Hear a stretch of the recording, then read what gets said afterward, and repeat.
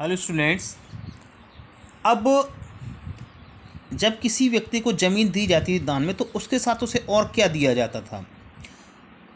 This part of the Tamil section land grant given by the Chola राजाओं के द्वारा एक ज़मीन दान में दी गई।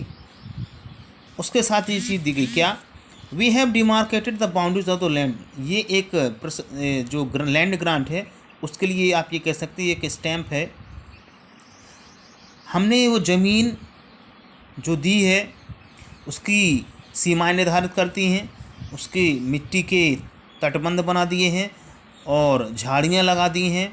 This was what the land, और उस लैंड में क्या है, फ्रूट ब्यूरिंग ट्रीज, फलदार पौधे हैं, पानी है, ज़मीन है, बगीचे हैं और बाग हैं जहाँ फल उगते हैं, पेड़ हैं, कुएँ हैं, खुले मैदान हैं, घास के मैदान हैं, गांव है, एंथल्स हैं, प्लेटफॉर्म्स हैं, कैनाल्स हैं और कुछ गड्ढे हैं, नदियाँ हैं और ज़मीन है जहाँ उपजाऊ मिट्टी है, टैंक हैं और अनाजों के भंडारगृह हैं, मछली के तालाब हैं, बीहाइव्स हैं एंड डीप लेक्स। ये सारी चीज़ें अगर उस ज़मीन में हैं।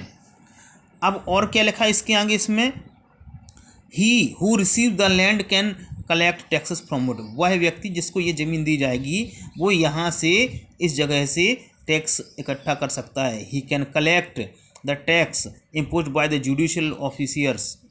वह है यहाँ से कौन सा टैक्स ले सकता है, जो कि वहाँ के न्यायिक अधिकारी के द्वारा लगाया गया हो, चाहे वो किसी फाइन के रूप में हो। The tax on betel leaves, सुपारी की पत्तियों पर, जैसे पान पर, बुने हुए कपड़े पर और साथ ही साथ वाहनों पर।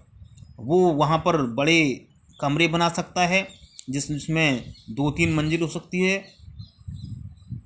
ईंटों का। He can get large and small well dug, वो वहाँ तालाब खुदवा सकता है, पौधे उगा सकता है, कांटेदार झाड़ियाँ लगवा सकता है। अगर ज़रूरत हो he can canal constructed for irrigation, वो वहाँ सिंचाई के लिए नहरें भी खुदवा सकता है, बनवा सकता है। He should ensure that what is not, लेकिन उसे ये सुनिश्चित करना होगा कि पानी की बर्बादी ना हो।